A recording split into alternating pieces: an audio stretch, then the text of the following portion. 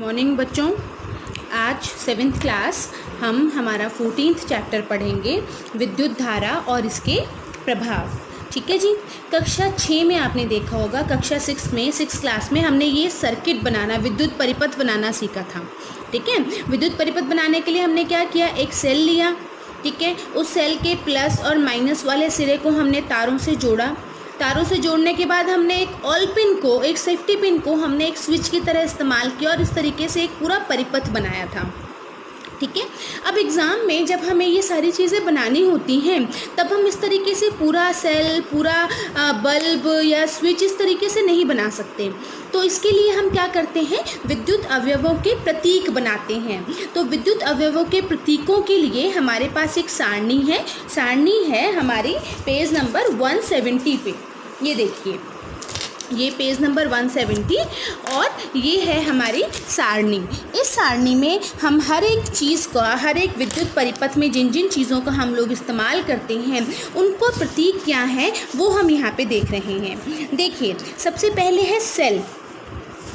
ठीक है। विद्युत सेल जो है उसको किस तरीके से दिखाया जाएगा, जब हमें कहीं विद्युत सेल बनाना होगा तो हम इस तरीके से पूरा सेल नहीं बनाकर विद्युत सेल का प्रतीक बनाएंगे। विद्युत सेल के प्रतीक में देखिए, एक बड़ी डंडी और एक छोटी डंडी है।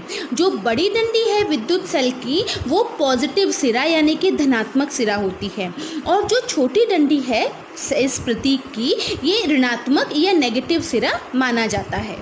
ठीक है जी। तो ये चीज़ें हमें याद रखनी है। जो बड़ी डंडी है वो पॉजिटिव सिरा है और जो छोटी डंडी है वो ऋणात्मक सिरा है। उसके बाद आता है बल्ब। बल्ब को बनाने के लिए इस तरीके से बल्ब बनाया जाता है।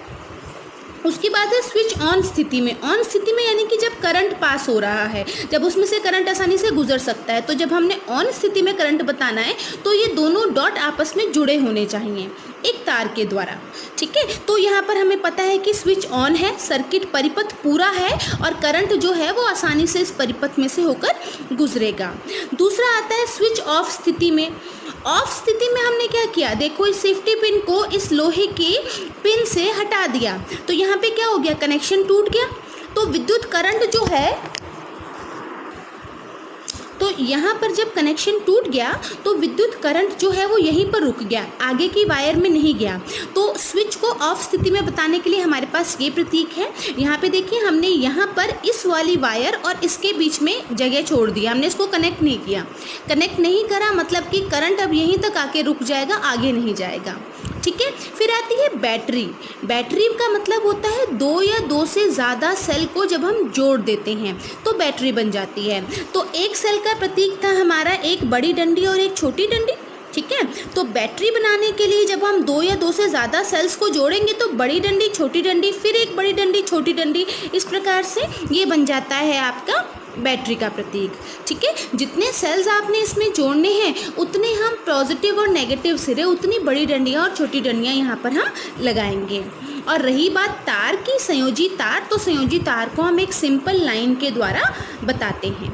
ठीक है। तो यही चीज़ हमें हमारे आगे वाले पार्ट में यहाँ पे बताई गई है कि जो धन टर्मिनल होता है, जो सेल होता है, सेल की में एक लंबी रेखा होती है और एक छोटी रेखा होती है।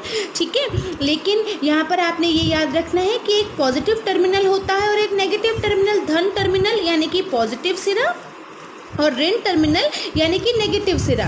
तो जो लंबी रेखा होती है वो धन टर्मिनल को, और वो छोटी और मोटी रेखा होती है वो ऋण टर्मिनल को यानी कि नेगेटिव सिरे को बताती है। ठीक है जी। तो इस प्रकार से हम लोगों ने प्रतीकों को समझना है और ध्यान से देखना है। अब आती है बात कि हमें पता है कि मैक्सिमम चीज़ें जो हैं वो एक सेल से नहीं चलते। हमारे टीवी का रिमोट हुआ या हमारे टॉयज़ हुए, उसमें दो या दो से ज़्यादा सेल अक्सर होते हैं, यानी कि वहाँ पर बैटरियाँ इस्तेमाल की जाती हैं। 2 सेल की बैटरी भी हो सकती है, 4 सेल की भी बैटरी हो सकती है। आपने सेल देखा होगा, देखिए ये एक सेल है। इस सेल का ये जो टोपी वाला सिरा है ये है इसका पॉजिटिव सिरा। ठीक है। जबकि ये जो प्लेन वाला सिरा है इसका, ये है इसका नेगेटिव सिरा या ऋण टर्मिनल। ये हुआ धन टर्मिनल, ये हुआ हमारा ऋण टर्मिनल।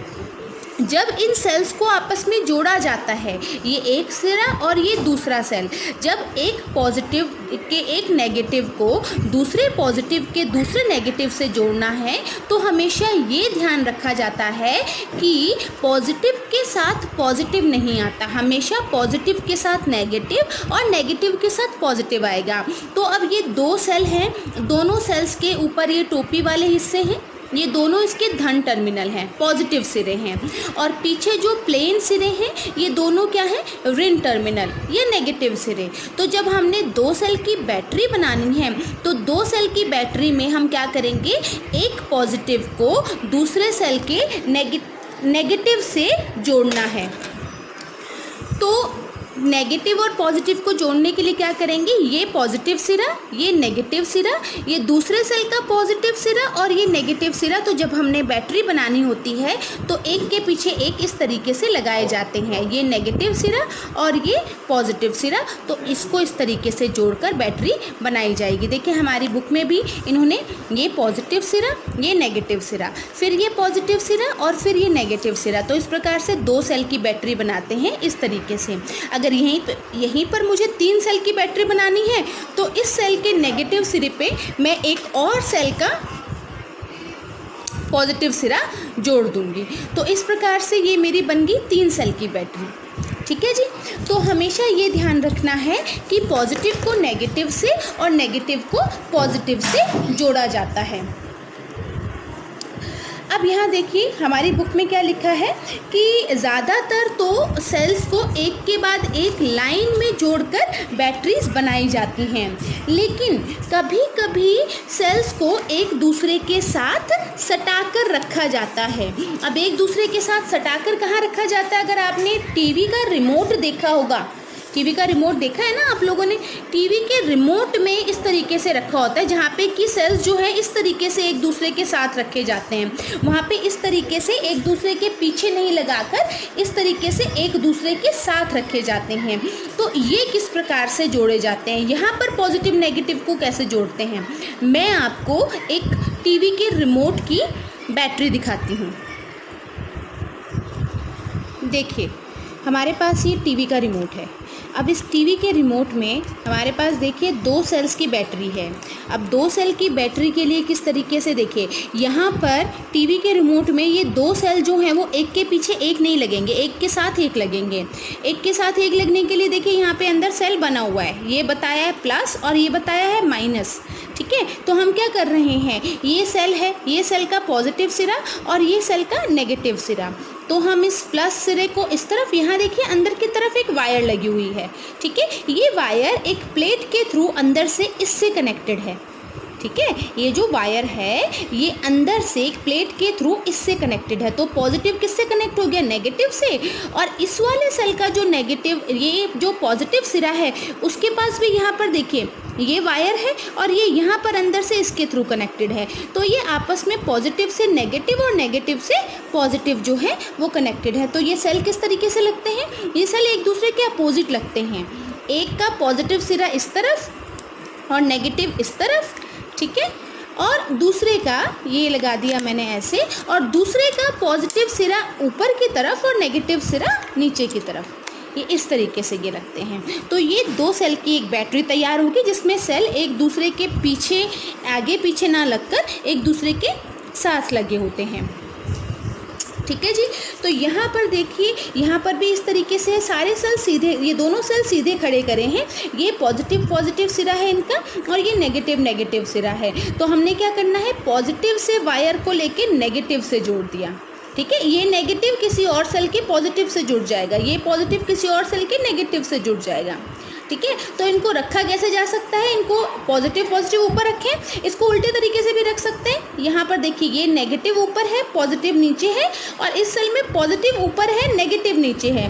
तो हमें क्या करना है, पॉजिटिव को नेगेटिव से जोड़ना है। जैसे यहाँ पर हमने पॉजिटिव को नेगेटिव से यहाँ जोड़ा है, यहाँ हमने पॉजिटिव से नेगेटिव को यहाँ जोड़ा है।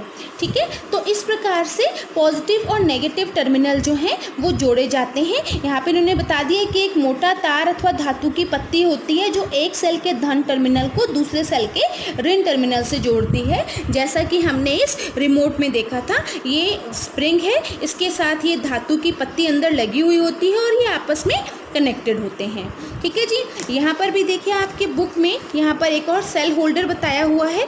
इस सेल होल्डर में यहाँ पर ये पॉजिटिव नेगेटिव फिर पॉजिटिव फिर नेगेटिव, इस तरीके से सेल होल्डर जो है ये बताया गया है। इसी तरीके का रिमोट का सेल होल्डर भी आपकी बुक में यहाँ दिखाया गया है।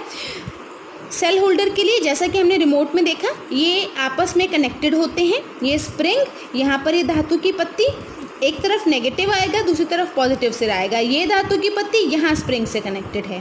ठीक है, तो इस प्रकार से ये सेल होल्डर्स हैं जिनका इस्तेमाल अलग अलग जगह बैटरियों को एडजस्ट करने के लिए, बनाने के लिए किया जाता है। देखिए ये किस तरीके की बैटरी है, ये जो है ट्रक की बैटरी है। ट्रक में या गाड़ियों में जो बैटरी लगती है वो ये वाली बैटरी है। इस बैटरी में देखिए इतने सारे ये जो हैं, ये सारे जो हैं ये भी इसी तरीके के सेल्स होते हैं जो कि बैटरी इसको जो कि मिलकर एक बैटरी बनाते हैं और फिर उससे गाड़ी जो है वो हमारी चलती है।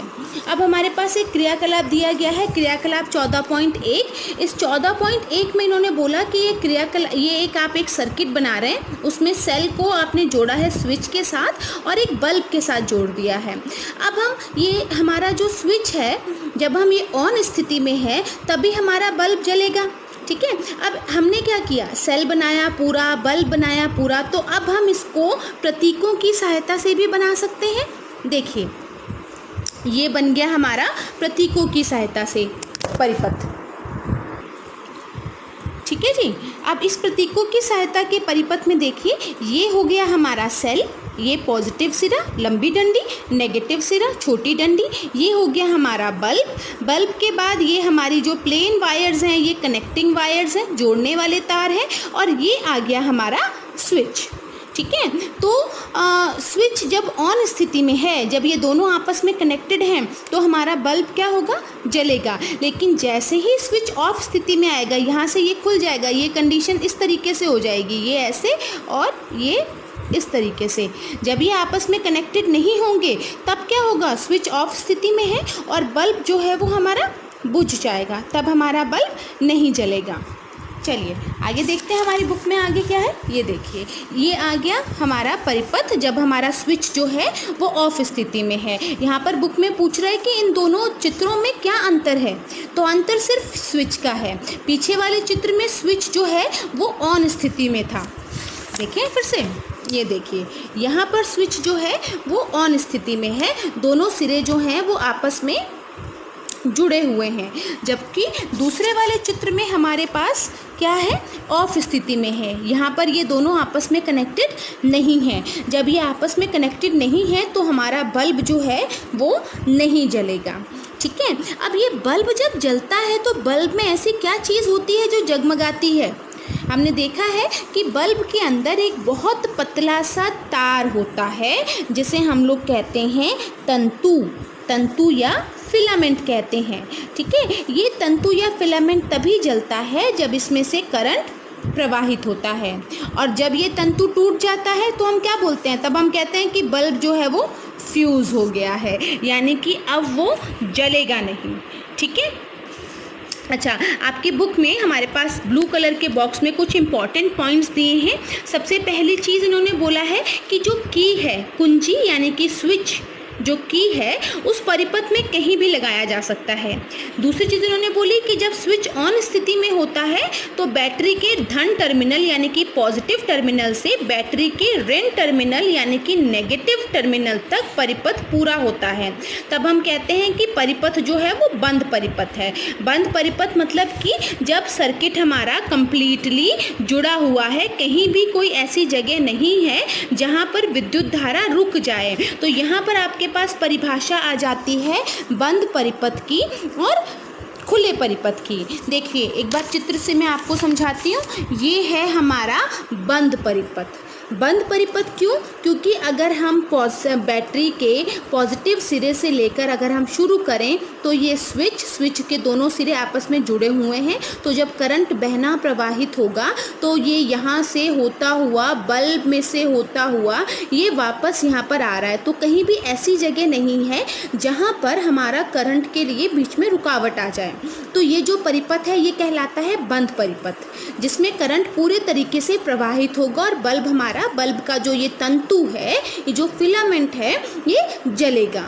ठीक है, जबकि ये जो परिपथ है हमारा, ये परिपथ कहलाएगा खुला परिपथ। खुला परिपथ क्यों? क्योंकि देखिए जब यहाँ से इलेक्ट्रिसिटी प्रवाहित होना शुरू होगी तो यहाँ पर जाके करंट जो है वो रुक गया।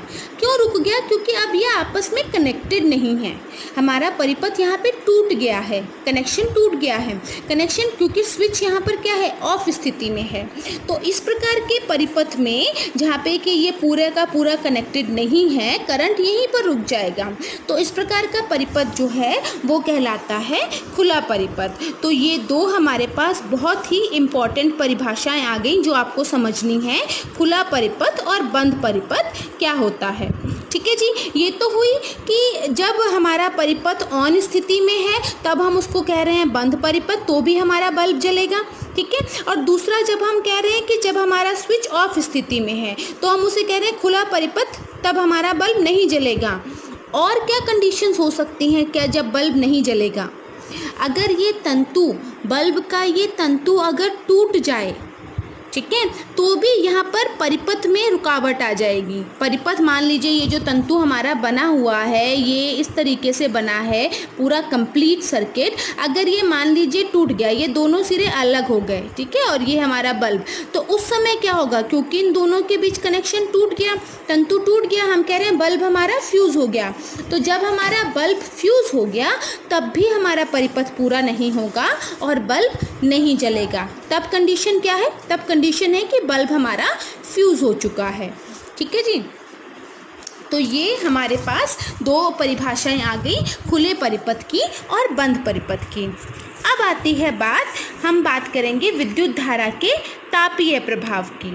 अब यहाँ पर विद्युत धारा का तापीय प्रभाव से क्या अर्थ है, उसके लिए एक एक्टिविटी दी है, क्रियाकलाप 14.2। इन्होंने बोला है कि आप एक जो है परिपथ बनाइए, ठीक है, टॉर्च बल्ब का इस्तेमाल करिए, स्विच, विद्युत सेल और तारों को लेकर आपने एक पूरा परिपथ बनाना है। स्विच को ऑफ स्थिति में रखिए, ठीक है, और बल्ब को जला दीजिए। जब बल्ब हमारा जल जाता है तो थोड़ी देर बाद जले रहने के बाद 1-2 मिनट तक जला रहे और उसके बाद आप स्विच को ऑफ कर दीजिए। ऑफ करने के बाद आप बल्ब को टच कर देखिए। टच कर देखने से आपको क्या पता लगेगा? टच कर देखने से जब आप देखेंगे, बल्ब को छुएंगे थोड़ी देर बाद जलाने के बाद, तो आप देखेंगे कि बल्ब जो है वो आपका हल्का सा गर्म हो गया है। यानी कि जब किसी भी पदार्थ में से विद्युत धारा प्रवाहित होती है तो वो चीज़ गर्म हो जाती है। ठीक है, यानी कि विद्युत धारा की वजह से गर्मी का प्रभाव उत्पन्न होता है, चीज़ें गर्म हो जाती हैं। इसे ही कहा जाता है विद्युत धारा का तापीय प्रभाव। इसको 1-2 एक्टिविटीज़ और 1-2 उदाहरणों के द्वारा मैं आपको और समझाती हूँ। देखिए, एक्टिविटी नंबर 14.3, इसमें इन्होंने क्या किया, यहाँ पर एक परिपथ बनाया है, ठीक है, और परिपथ बनाने के बाद इन 2 कीलों के बीच में एक तार जोड़ दिया है, नाइक्रोम का तार। जब यहाँ से स्विच ऑन कर देंगे तो इस परिपथ में से बैटरी से होते हुए, सेल से होते हुए करंट प्रवाहित होगा, विद्युत धारा प्रवाहित होगी, और थोड़ी देर में क्या होगा, ये नाइक्रोम का तार जो है, पतला सा तार है, ये थोड़ी देर में गर्म हो जाएगा और गर्म होते होते ये रेड भी हो सकता है, इतना ज़्यादा गर्म हो सकता है। स्विच ऑफ करके जब हम इस तार को हाथ लगाएंगे तो तार जो है वो हमें गर्म महसूस होगा, और जब थोड़ी देर स्विच ऑफ कर दें, स्विच ऑफ करने के बाद जब आप थोड़ी देर बाद तार को पकड़ेंगे तो तार जो है वो आपको ठंडा महसूस होगा। तो इससे हमें ये पता लगता है कि जब भी किसी तार से कोई विद्युत धारा प्रवाहित होती है तो वो क्या हो जाता है, तप्त हो जाता है। तप्त का मतलब है गर्म हो जाता है। इसे ही हम कहते हैं विद्युत धारा का तापीय प्रभाव, यानी कि जब भी किसी भी चीज़ में से विद्युत धारा प्रवाहित होती है तो वो वस्तु जो है वो गर्म हो जाती है। आपके घरों में फ्रिज होंगे, आप फ्रिज को ज़रा पीछे से कभी साइड से हाथ लगा के देखिएगा, वो गर्म होता है। या घर में जो बल्ब है, थोड़ी देर जलाने के बाद उस बल्ब को बंद करके हल्का सा टच करके करने की कोशिश कीजिएगा, वो गर्म होता है। वो इसलिए होता है कि जब भी किसी पदार्थ में से विद्युत धारा प्रवाहित होती है तो वो पदार्थ जो है वो गर्म हो जाता है। इसे कहा जाता है विद्युत धारा का तापीय प्रभाव। अब इस विद्युत धारा के तापीय प्रभाव का हम अपनी डेली लाइफ में बहुत ज़्यादा इस्तेमाल करते हैं। आपने सर्दियों में देखा होगा, ये चीज़ क्या है, ये हीटर है। सर्दियों में सेकने के लिए और खाना बनाने के लिए भी काम में इस्तेमाल होता है। तो इसके हीटर के अंदर ये जो कॉइल होती है, इस कॉइल को हम लोग कहते हैं कुंडली। ये कुंडली का ये जो तापन अवयव है, ये जो कुंडली है, ये एक ऐसे तार की बनी होती है जिसमें से करंट जो है वो बहुत आसानी से नहीं गुजरता, रुक रुक के गुजरता है। तो जब हम विद्युत धारा इसमें से प्रवाहित करते हैं तो ये तार क्या हो जाती है, गर्म हो जाती है। और गर्म होने के बाद इसकी गर्मी का इस्तेमाल हम लोग करते हैं खाना बनाने के लिए या हाथ सेकने के लिए। ठीक है, इसी तरीके से प्रेस देखें आपने, कपड़े आयरन करते हैं हम लोग, ये देखिए प्रेस का तला अगर हम इसको खोल कर देखें तो जो बेस होता है जहाँ से हम आयरन करते हैं उसके नीचे इस तरीके की कुंडली होती है। ठीक है, ये तार की कुंडली है। ये कुंडली जब हम विद्युत धारा प्रवाहित करते हैं, इन दो सिरों में से करंट जाता है और ये कुंडली जो है वो गर्म हो जाती है। ठीक है, और जिसकी वजह से हम अपने कपड़े जो हैं वो प्रेस करते हैं। किसी तार में से कितनी विद्युत धारा प्रवाहित होगी, कितना ज़्यादा वो गर्म होगा, वो चीज़ जो है वो डिपेंड करता है कि वो किस धातु की वो बनी हुई है और तार की लंबाई कितनी है और तार की मोटाई कितनी है। ये हमें इस पैराग्राफ में बताया गया है कि किसी तार में उत्पन्न ऊष्मा का परिमाण, यानी कि कितनी गर्मी हमें उस तार से मिलेगी, वो उस पदार्थ पर डिपेंड करता है जिससे ये बनी है, लंबाई पर और मोटाई पर निर्भर करता है। अलग अलग आवश्यकताओं के लिए अलग अलग पदार्थ, लंबाई और मोटाई के तारों का उपयोग किया जाता है। ठीक है, तो इस तरीके की जो कुंडलियां हैं वो हमें आयरन में, हीटर में, इसके अलावा हम जो पानी गर्म करते हैं सर्दियों में, रॉड जो होती है उसमें इस्तेमाल होती है, गीज़र में, इलेक्ट्रिक केटल में, हेयर ड्रायर में, इन सभी इलेक्ट्रिकल इक्विपमेंट्स में, जिन्हें हम लोग कहते हैं विद्युत साधित्र। विद्युत साधित्र मतलब वो सारे बिजली से चलने वाले उपकरण जिनमें ये सारी कॉइल्स होती हैं, इन सब में इस तरीके की कुंडली जो है वो पाई जाती है, जो करंट के प्रवाहित होते ही गर्म हो जाती है। और इसका इस्तेमाल जो है हम लोग अपने घरों में अलग अलग जगह इस्तेमाल करते हैं। ये देखिए बल्ब का फिलामेंट बताया है। ठीक है, ये भी बहुत पतला सा फिलामेंट है, पतला सा तार होता है। जब इसमें से विद्युत धारा प्रवाहित करते हैं तो ये जल उठता है थोड़ी देर में और ये हमारे बल्ब को भी गर्म करता है। ठीक है, कई बार क्या होता है कि विद्युत धारा बहुत अधिक मात्रा में प्रवाहित होती है। अधिक मात्रा में प्रवाहित होने की वजह से क्या होता है कि तार इतना ज़्यादा गर्म हो सकता है कि वो पिघलकर टूट भी सकता है। तो यानी कि तो जो हमारा बल्ब है वो कई बार फ्यूज़ भी हो जाता है। ठीक है, हमने यहाँ पर एक क्रियाकलाप लिया है, क्रियाकलाप 14.4। इसमें इन्होंने बताया है कि 4 सेल की बैटरी का इस्तेमाल करें और उसके बाद इन्होंने 4 अलग अलग चीज़ें बताई हैं। आप एक नाइक्रोम के तार का इस्तेमाल करें, ऊन, स्टील वूल जिसे बर्तन धोते हैं वो की तार लेनी है। ठीक है, उसने बोला कि यहाँ पर आप 4 सेल की बैटरी बनाइए और किसी नाइक्रोम की तार के स्थान पर स्टील वूल की वायर ले लीजिए। ठीक है, जो बर्तनों को साफ़ करने के लिए काम में आता है। ठीक है, उसके बाद इन्होंने कहा कि अब आप क्या करें, इसमें से करंट पास करने की कोशिश करें। जब इसमें से करंट पास करेंगे तो वो जो बर्तन धोने के जो स्टील वूल है उसका जो तार है वो फटाफट से जलकर पिघल जाती है।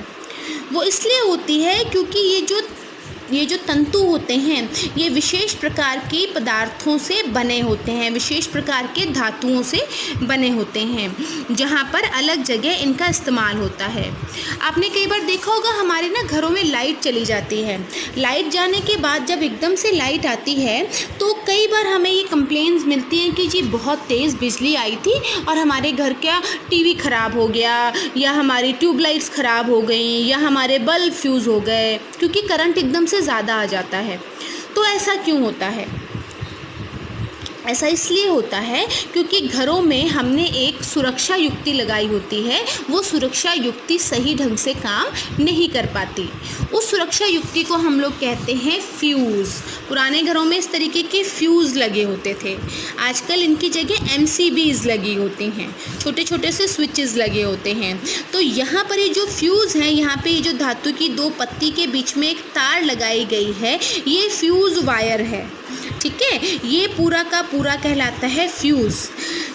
जब हमने घरों के बाहर जहाँ पे हमारा मेन मीटर लगा है, मेन मीटर से अंदर की तरफ ये फ्यूज़ लगा होता है जो घरों में बाहर से आने वाले करंट की मात्रा को नियंत्रित करता है। जब कई बार ज़रूरत से ज़्यादा अधिक करंट हमारे घर में एंटर करने लगता है तो ये जो फ्यूज़ वायर है ये पिघलकर टूट जाती है। जब ये पिघलकर टूट जाती है तो इन दोनों प्लेटों का कनेक्शन आपस में टूट जाता है और हमारा परिपथ क्या हो जाता है? खुल जाता है, सर्किट पूरा नहीं होता और हमारे घर के अंदर लाइट जो है वो नहीं जा पाती है और हमारे इलेक्ट्रिकल इक्विपमेंट्स बच जाते हैं। तो ये जो फ्यूज़ है ये कुछ विशेष पदार्थों के बने होते हैं जिनका की गलनांक यानी कि जिनके की गलने का तापमान जो है वो बहुत ज़्यादा नहीं होता, कुछ निश्चित सीमा तक होता है। जब ज़रूरत से ज़्यादा करंट इसमें से जाता है तो ये एकदम से गर्म होकर वायर जो है वो टूट जाती है, ठीक है। तो ये सुरक्षा युक्ति के रूप में काम करता है घरों में, जिसे हम लोग कहते हैं फ्यूज़। तो ये हमारी बुक में इन्होंने बताया है कि यदि किसी दुर्घटनावश विद्युत धारा का मान सुरक्षा सीमा से अधिक हो जाता है तो तार अति तप्त होकर यानी कि बहुत अधिक गर्म हो जाते हैं और वो आग लग सकती है। तो यदि परिपथ में अगर उचित फ्यूज़ लगा है तो ये पिघल जाएगा और परिपथ टूट जाएगा, जिससे करंट घर के अंदर नहीं जाएगा। तो फ्यूज़ क्या है? फ्यूज़ जो है वो सुरक्षा युक्ति है जो कि विद्युत परिपथ की क्षति और संभावित आग को रोकता है, ठीक है जी। अच्छा, अब आते हैं हम विद्युत परिपथ में। इन्होंने बोला है कि जब ज़रूरत से ज़्यादा करंट कई बार जाता है और हमारा तारें जो हैं वो आपस में सीधे संपर्क में आ जाती हैं तारों ख़राब होने की वजह से। जब तारों के ऊपर, आपको पता है तांबे की तारों के ऊपर लाल, हरी, पीली या सफ़ेद रंग की कोटिंग होती है, प्लास्टिक की कवरिंग होती है। कई बार क्या होता है कि जब तारें बहुत पुरानी हो जाती हैं तो उनकी तारों के जो विद्युत रोधन जो है यानी कि उनकी प्लास्टिक की कोटिंग जो है वो हट जाती है। हटने की वजह से तारें आपस में संपर्क में आ जाती हैं। उस वजह से होता है लघु पतन या जिसे हम लोग कहते हैं शॉर्ट सर्किट। जब दो तारें आपस में कनेक्शन में आती हैं तो करंट की मात्रा बहुत ज़्यादा हो जाती है और बहुत ज़्यादा होने की वजह से शॉर्ट सर्किट हो जाता है और आग भी लग सकती है। शॉर्ट सर्किट कभी कभी तब भी होता है जब एक ही सॉकेट में हम बहुत सारे वायर्स लगा देते हैं। 3 पिन लगाकर हम उसके ऊपर नीचे 3-4 चीज़ें लगा सकते हैं, तब भी शॉर्ट सर्किट या अति भारण ओवरलोडिंग हो जाती है और उसकी वजह से भी बिल्डिंग्स में कई बार आग लग जाती है। अलग अलग जगह अलग अलग इक्विपमेंट्स में अलग अलग तरीके का फ्यूज़ इस्तेमाल किया जाता है। देखिए, ये भी एक तरीके का फ्यूज़ है जो कि बैटरीज़ में या जो हमारे इलेक्ट्रिकल जो चार्जिंग्स होती हैं या जो हमारे जिन्हें हम लोग कहते हैं एक्सटेंशंस होते हैं, उनमें भी इस तरीके के फ्यूज़ जो हैं वो इस्तेमाल किए जाते हैं। तो ये तो बात ही विद्युत धारा के तापीय प्रभाव की, यानी कि जब भी किसी परिपथ में से विद्युत धारा प्रवाहित होती है वो चीज़ गर्म हो जाती है। लेकिन अब हम बात करेंगे विद्युत धारा के चुंबकीय प्रभाव के बारे में। विद्युत धारा का चुंबकीय प्रभाव कहता है कि जब किसी चीज़ में से, किसी वायर में से विद्युत धारा प्रवाहित होती है तो वो चुंबक की तरह बिहेव करता है। अब ये कैसे होता है? इसके लिए क्रियाकलाप 14.5 बताया है। इन्होंने बोला एक माचिस की डब्बी लेनी है, ठीक है। कार्डबोर्ड ट्रे के चारों ओर तार लपेटकर एक कुंडली बनानी है। कुंडली बनाने के बाद उसके अंदर एक चुंबकीय सुई रख देनी है हमने। ये तार लपेट दी, कुंडली बना के इसके अंदर एक हमने ये मैग्नेटिक नीडल या कंपास रख दिया है और ये स्विच के साथ ये बल्ब वगैरह जोड़ दिए हैं। इन्होंने बोला कि अब जब हम इसको स्विच को ऑन करेंगे तो इसमें से करंट पास होगा। जब इसमें से करंट पास होगा तो ये जो मैग्नेटिक नीडल है ये हिलेगी। अब ये क्यों हिलेगी? देखिए, जब मैग्नेटिक नीडल है, चुंबकीय सुई है, वो तो तभी हिलेगी जब उसके पास कोई चुंबक आएगा, क्योंकि एक चुंबक दूसरे चुंबक को या तो आकर्षित करता है या प्रतिकर्षित करता है, ठीक है। लेकिन जब हम इसमें से करंट पास करते हैं, इस तार में से करंट जब जाता है तो चुंबकीय नीडल जो है वो हिलती है, विक्षेपण दिखाती है। तो विक्षेपण इसलिए दिखाती है कि जब हम इसमें से विद्युत धारा प्रवाहित करते हैं तो विद्युत धारा प्रवाहित होने पर इस वायर में करंट के साथ साथ चुंबकीय प्रभाव उत्पन्न होता है। ये जो वायर है ये चुंबक की तरह बिहेव करती है। इसके अंदर उपस्थित ये सुई भी चुंबक की तरह बिहेव करती है। तो जब दो चुंबक आपस में आते हैं तो या तो वो एक दूसरे को आकर्षित करते हैं या एक दूसरे को प्रतिकर्षित करते हैं। इस वजह से ये चुंबकीय सुई जो है वो विक्षेपण हमें दिखाती है। देखिए, यहाँ पर इन्होंने इसी चीज़ को बहुत अच्छे तरीके से समझाया है। तो इन्होंने यहाँ पे अल्टीमेटली बताया कि चुंबकीय सुई क्या होती है, एक लघु चुंबक होता है, छोटा सा चुंबक है, ठीक है। तो जब हम कोई चुंबक इसके नज़दीक लाते हैं तो सुई विक्षेपित होती है। चुंबकीय सुई के निकट रखे तार में विद्युत धारा प्रवाहित करने पर सुई तब भी विक्षेपित होती है। तो हुआ क्या कि जब हम तार में विद्युत धारा प्रवाहित करते हैं तो वो तार जो है वो चुंबक की तरह बिहेव करती है। ऐसा सबसे पहले हैंस क्रिश्चियन ऑरस्टेड ने बताया था। इन वैज्ञानिकों ने सबसे पहले ये बताया कि जब भी किसी तार से, ये जो हैंस क्रिश्चियन ऑरस्टेड है जिनकी पिक्चर आप देख रहे हैं, इन्होंने सबसे पहले बताया कि जब किसी तार में से विद्युत धारा प्रवाहित होती है तो वो जो उसके पास रखी चुंबकीय सुई में विक्षेप आता है, यानी कि वो चुंबकीय सुई हल्का सा हिलती है, टेढ़ी होती है, या तो इस तरफ या उस तरफ, ठीक है। तो ये इन्होंने बताया कि जब किसी तार में से विद्युत धारा प्रवाहित होती है तो वो चुंबक की तरह बिहेव करता है, इसलिए इसे विद्युत धारा का चुंबकीय प्रभाव कहा जाता है। और इस प्रभाव का इस्तेमाल किया जाता है विद्युत चुंबक बनाने के लिए या इलेक्ट्रोमैग्नेट बनाने के लिए। अब ये विद्युत चुंबक क्या होता है? नॉर्मल चुंबक तो वो है जो किसी भी लोहे के पदार्थ को आकर्षित करता है, लेकिन विद्युत चुंबक वो होता है जो कि विद्युत प्रवाहित करने पर चुंबक की तरह बिहेव करता है। देखिए, जैसे यहाँ पर हमारे क्रियाकलाप 14.6 में एक विद्युत चुंबक बनाना बताया है। इन्होंने क्या किया, एक कील ली है, ठीक है। इस कील के ऊपर ये जो हमारी कनेक्टिंग वायर है ये लपेट दी बहुत अच्छे तरीके से, बिल्कुल पास में, और सर्किट को कंप्लीट कर दिया। ये स्विच आ गया और ये आ गया हमारा सेल। जब हम इसमें से करंट पास करेंगे तो ये जो लोहे की कील है इसके ऊपर तार लिपटी हुई है, इसमें से करंट जा रहा है, ठीक है। तो ये जो लोहे का जो कील है इसमें से भी करंट जा रहा है, इसको भी हम हाथ लगाएंगे हमें करंट लगेगा। ये लोहे की कील जो है अब यहाँ पर एक चुंबक की तरह बिहेव कर रही है। इसके पास जब थोड़ी बहुत ऑल पिन्स लाई जा रही हैं तो ये पिन्स जो हैं ये इसके साथ चिपक जा रही हैं, लेकिन जैसे ही हम यहाँ से स्विच को ऑफ कर देंगे ये पिन्स जो हैं वो छूटकर गिर जाएंगी। तो उससे क्या पता लगा कि जब हम विद्युत धारा प्रवाहित करते हैं तो ये जो कील है ये चुंबक की तरह बिहेव करती है, ठीक है। लेकिन जैसे ही विद्युत धारा हम यहाँ से बंद करेंगे, स्विच ऑफ करेंगे, तो इस कुंडली का चुंबकत्व, जो इसकी मैग्नेटिक पावर है, जो चुंबकीय शक्ति है, वो ख़त्म हो जाएगी।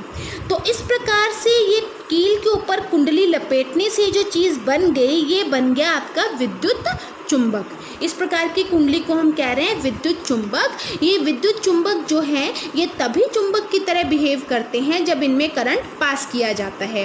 जब करंट रोक देते हैं तब ये चुंबक की तरह बिहेव नहीं करते। तो विद्युत चुंबक की यही खास बात होती है कि जब हम चाहें तब हम इन्हें चुंबक की तरह इस्तेमाल कर सकते हैं और जब हम चाहें तब हम इसका चुंबकत्व ख़त्म कर सकते हैं।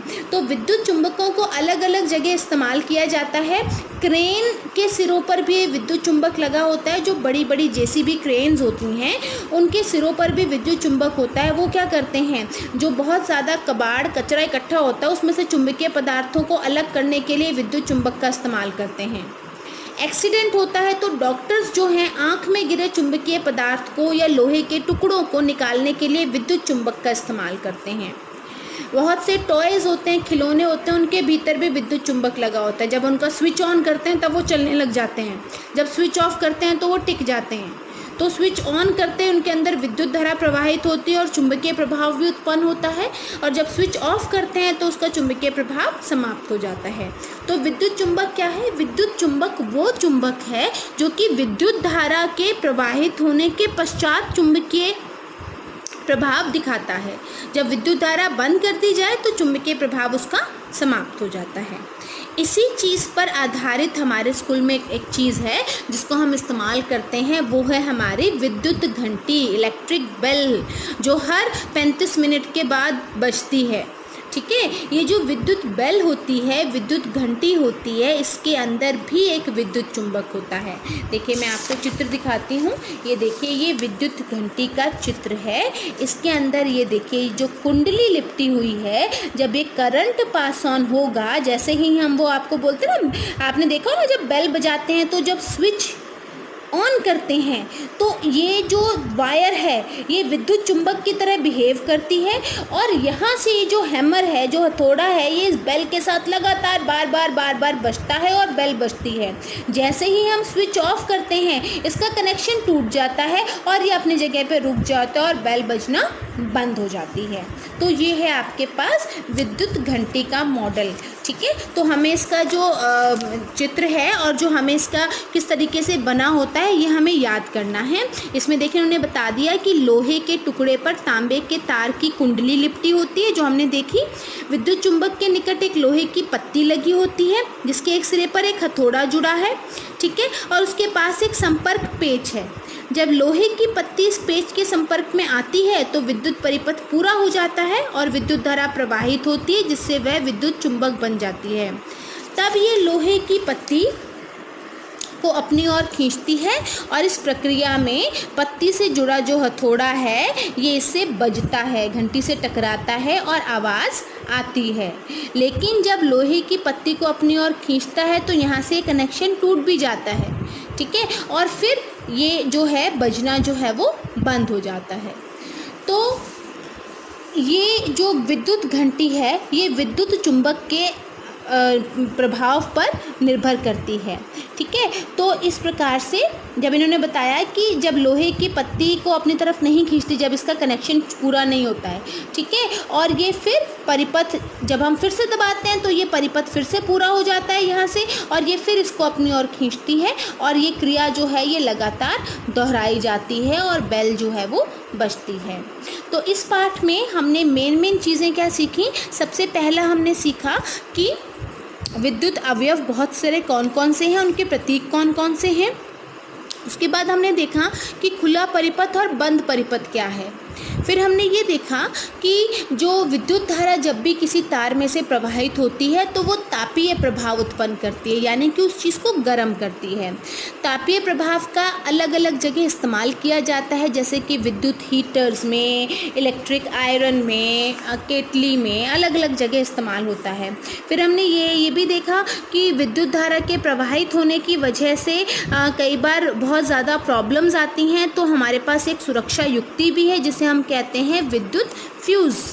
ठीक है, जो फ्यूज़ में परिपथों में क्षति और आग से हमें बचाता है। फिर हमने एक प्रभाव ये भी पढ़ा कि विद्युत धारा जब किसी तार से प्रवाहित होती है तो वो चुंबक की तरह भांति व्यवहार करता है और इसे हम विद्युत धारा का चुंबकीय प्रभाव कहते हैं। और विद्युत धारा के चुंबकीय प्रभाव की वजह से विद्युत चुंबक जो हैं वो बनाए जाते हैं और विद्युत चुंबकों का अलग अलग जगह इस्तेमाल किया जाता है। ठीक है जी, तो यहाँ पर हमारा ये चैप्टर ख़त्म होता है। अब इससे संबंधित क्वेश्चन आंसर्स हम अपनी कॉपी में करेंगे और इस चैप्टर को याद करेंगे।